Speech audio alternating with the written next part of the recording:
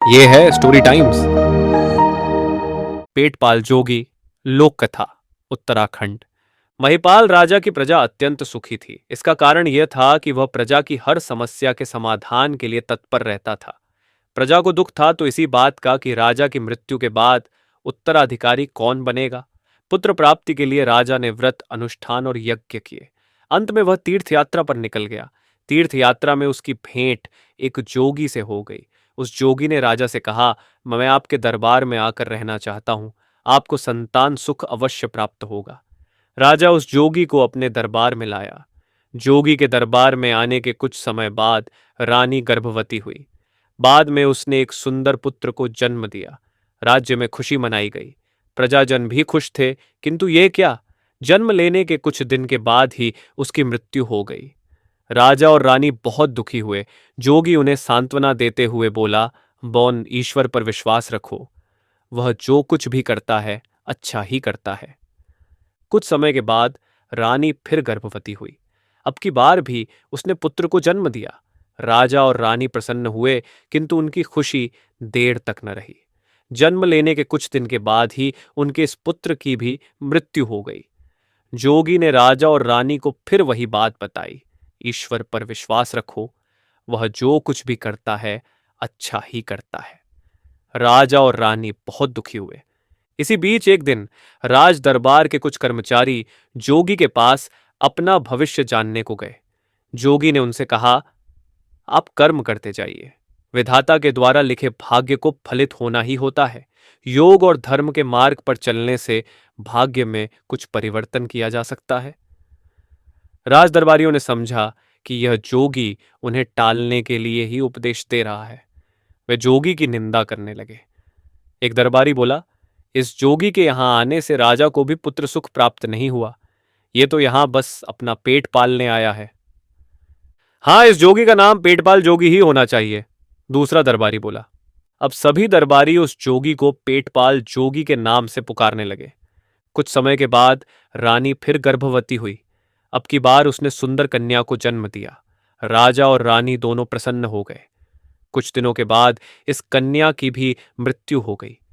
कन्या की मृत्यु के बाद रानी ने एक सुंदर पुत्र को जन्म दिया, किंतु जन्म लेने के कुछ समय के बाद उसकी भी मृत्यु हो गई। इस प्रकार रानी ने 3 बार पुत्रों को और 1 बार पुत्री को जन्म दिया, जिनकी कि कुछ समय के बाद मृत्यु हो गई। एक रात रानी ने राजा से कहा, स्वामी, आपने कहा था इस जोगी के दरबार में आने से हमारा भाग्य सुधर जाएगा। जोगी के आने से पहले हम निसंतान थे। निसंतान होने से भी बद्दा दुख संतानों को जन्म देकर उनका मृत्यु को प्राप्त होना है। आप इस जोगी को दरबार से वापस जाने का आदेश दे दो। दूसरे दिन राजा जोगी को दरबार से वापस जाने का आदेश सुनाने ही वाला था। तभी वह जोगी राजा से बोला, महाराज, मैंने आपके मन की बात परख ली है। मैं राज दरबार छोड़कर चला जाऊंगा, लेकिन आप दोनों, राजा और रानी से निवेदन करता हूं कि इस दरबार को छोड़ जाने से पहले आप मेरे साथ साधना कक्ष में चलो। राजा और रानी जोगी के साधना कक्ष में चले गए। जोगी ने राजा और रानी दोनों को आंखें आंखें बंद करने को कहा। जोगी की योग माया से उन्हें उनके मरे हुए 3 पुत्रों और एक पुत्री की प्रेतात्माएं दिखाई दी। वे चारों आपस में बातें कर रहे थे। उनमें से एक बोला, मैं पिछले जन्म में एक राजा था। मैं राजा महिपाल के राज्य पर आक्रमण कर इसे अपने राज्य में मिलाना चाहता था। जब भी मैंने इस राज्य पर आक्रमण किया, राजा महिपाल ने मुझे हरा दिया। एक लड़ाई में तो इस राजा ने मेरा सिर तलवार से काट दिया था। मैं राजा महिपाल से पूर्व जन्म का बदला लेना चाहता था, इसीलिए राजा के पुत्र के रूप में मैंने जन्म लिया। इस दरबार में जो जोगी आ रखा है, जिसे राज दरबारी मजाक में पेटपाल जोगी कह रहे हैं, वह पहुंचा हुआ योगी है। योग माया से इसे सब पता चल गया था। इसकी योग माया से जन्म लेने के कुछ दिन बाद ही मेरी मृत्यु हो गई। यह सुनकर प्रेतात्मा के रूप में राजा का दूसरा पुत्र बोला, हाँ, तुम ठीक कह रहे हो। इसी पेटपाल जोगी की माया से जन्म लेने के कुछ दिनों के बाद मेरी भी मृत्यु हो गई। मैं राजा महिपाल से पिछले जन्म का बदला लेना चाहता था। मैं पिछले जन्म में एक चोर था। मैंने बहुत चोरियां की थीं। एक बार किसी ने मेरी शिकायत इस राजा से कर ली। राजा ने अपने खुफिया तंत्र को मेरे पीछे लगा लिया। अंत में मैं पकड़ा गया। राजा ने मुझे मृत्यु दंड दिया। इसी बात का बदला लेने के लिए मैंने राजा के घर पुत्र के रूप में जन्म लिया। पद्दा होने पर मुझे सारा राजकोष समाप्त कर प्रजा और राजा के बीच फूट डलवाने का कार्य करना था। पर हाय, इस पेटपाल जोगी ने मेरी इच्छा पूरी नहीं होने दी। राजा का तीसरा मरा हुआ बेटा बोला, मैं पिछले जन्म में एक भिखारी था। मैं एक दिन राज दरबार में भीख मांगने गया था। राजा ने मुझसे कहा, ईश्वर ने तुम्हें 2 हाथ और 2 पैर दिए हैं। ईश्वर के दिए इन उपहारों का तुम भीख मांगने में दुरुपयोग कर रहे हो। तुम कोई काम करो। मुझे दोबारा तुम्हारी भीख मांगने की शिकायत मिली तो मैं तुम्हें मृत्यु दंड दूंगा। राज दरबार से बाहर आने के कुछ दिन के बाद तक मैंने भीख मांगना छोड़ त्याच दिया था, किंतु कुछ दिनों के बाद मैंने फिर भीख मांगना शुरू कर दिया। राजा के पास किसी ने मेरी शिकायत की। राजा ने मुझे मृत्यु दंड दे दिया।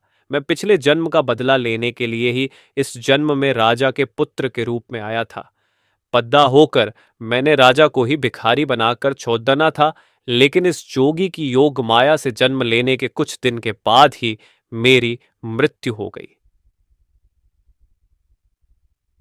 तीनों प्रेतात्माओं का बात को सुनकर पुत्री के रूप में जन्म ले चुकी प्रेतात्मा बोली, मैं पिछले जन्म में पड्डीडा थोसी राजा का एक जासूस था। मुझे राजा महिपाल के राज्य की जासूसी करने का काम सौंपा गया था। मैं शरीर बदलने की विद्या को भी जानता था। मैंने राजा महिपाल के दरबार में एक सुंदर कन्या का रूप धारण कर प्रवेश किया। मैं अपनी सुंदरता से राजा को प्रभावित कर रानी बनना चाहती थी। इसके बाद राजा को धोखा देकर मारना चाहती थी। राजा को मेरी वास्तविकता पता चल गई थी। राजा ने मुझे मौत की सजा दे दी। इसी बात का बदला लेने के लिए मैंने राजा के घर कन्या के रूप में जन्म लिया। मुझे बद्दा होकर राजा के शत्रु से ब्याह कर राजा को मरवाना था, लेकिन इस जोगी की योग माया से जन्म लेने के कुछ दिन के बाद ही मेरी मौत हो गई। इन प्रेतात्माओं का बातें सुनकर राजा और रानी ने जोगी के पैर छुए और उससे क्षमा मांगी। वह जोगी बोला, राजन, एक बार फिर रानी गर्भवती होगी। अब की बार आपके घर पुत्र रूप में पुण्यात्मा का जन्म होगा। वह आपकी ही तरह गुणवान और ऐश्वर्यवान होगा। समय बीतता गया। रानी ने एक सुंदर पुत्र को जन्म दिया। राजा की मृत्यु के बाद वह राजा का उत्तराधिकारी बना। वह भी गुणवान और ऐश्वर्यवान था। साभार डॉ उमेश चमोला। आशा करते हैं कि यह कहानी आपको बहुत पसंद आई होगी। ऐसी और कहानियां सुनने के लिए जुड़े रहिए हमारे चैनल स्टोरी टाइम्स के साथ। धन्यवाद।